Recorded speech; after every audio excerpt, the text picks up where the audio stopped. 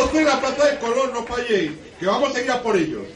Porque cualquier taxista, cualquier fontanero, cualquier ama de casa sabe más de la vida y de economía que ese inútil que tenemos en Moncloa.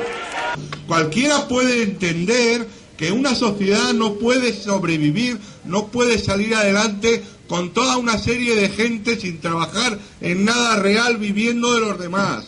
Y los funcionarios estamos luchando por ellos, porque no les van a pagar las nóminas, porque este ya es un sistema de depredación. Se han repartido el dinero, ¿para qué? Para que los banqueros y los consejeros del PP y del PSOE de las cajas, que las han gestionado mal, puedan seguir forrándose. Han cogido el dinero para los ayuntamientos, no para generar empleo, sino para pagar las deudas a las empresas contratistas que pagan las corrupciones a los políticos. Yo soy la esperanza.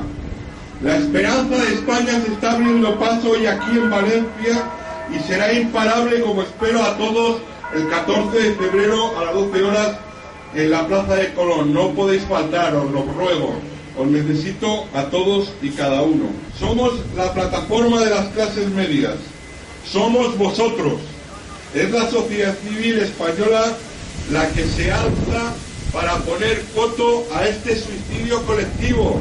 Y el tiempo apremia, el tiempo apremia. Si no los pagamos, si dejamos, si impedimos que nos expolien, entonces se va a armar. Se va a armar, entonces sí que nos van a escuchar. ¡Ni un duro! Y no hay que tener miedo, porque con el miedo vamos al hambre.